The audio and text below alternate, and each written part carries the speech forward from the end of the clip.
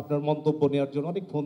রাজধানীর ওসমানী স্মৃতি মিলনায়তনে ২০২৫-২৬ অর্থ বছরের বাজেটোত্তর সংবাদ সম্মেলনে কৃষি, জ্বালানি ও পরিকল্পনা উপদেষ্টাকে সঙ্গে নিয়ে সাংবাদিকদের মুখোমুখি হন অর্থ উপদেষ্টা ডক্টর সালেউদ্দিন আহমেদ।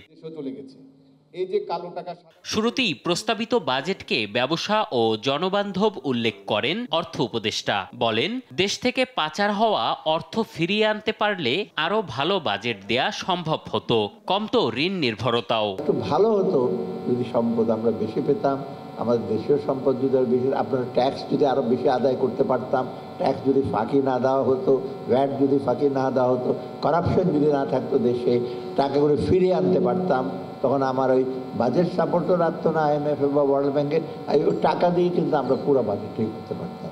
পরিকল্পনা উপদেষ্টা বলেন, এবারের বাজেটে ঋণ নিয়ে ঋণ পরিশোধের প্রবণতা থেকেও বের হয়ে আসার চেষ্টা শুরু হয়েছে।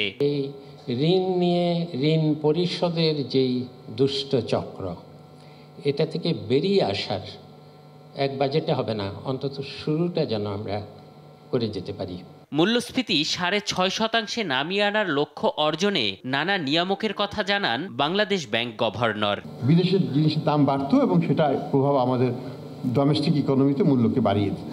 এখন যেহেতু গত 7-8 মাস ধরে এক্সচেঞ্জ রেটটা মোটামুটি 122-123-এ আছে, আমাদের একটা স্বস্তি আসছে এবং এইটিকে বাজারের ভিত্তিতে ছেড়ে দেওয়ার পরেও এটা স্টেবল হওয়াতে আমাদের একটা আস্থা এসেছে যে মূল্যস্ফীতি একটা ভালোর দিকেই যাচ্ছে। আমরা আগামীতে এটাকে ইন্টারেস্ট রেটটা কমিয়ে আনবো যখন ইনফ্লেশনটা 7%-এর নিচে নেমে যাবে। আমরা আশাবাদী এটা জুলাই, অগাস্ট, সেপ্টেম্বরের মধ্যেই আমরা সেখানে যেতে পারবো। বাজেটের ফুটপ্রিন্ট সম্পর্কে অর্থ উপদেষ্টা বলেন, বাজেটের ফুটপ্রিন্ট হচ্ছে ভালো কাজ, যা আগামীর বাজেটকেও উজ্জীবিত করবে। ফুটপ্রিন্ট দিয়ে যাচ্ছে কি, ফুটপ্রিন্টও না, কিছু ভালো কাজটা করে যাচ্ছে, অসম্পূর্ণ থাকলে এটা ফলো করবে, এবং যদি ফলো না করে পরবর্তীতে আপনার তো যথেষ্ট কনসিয়াস, আপনার দরকার তখন ক্রিটিসাইজ করবে যে ওরা তো ওনারা একটু ভালো কাজ করেছিল, আপনারা কেন এটা শেষ করছেন না।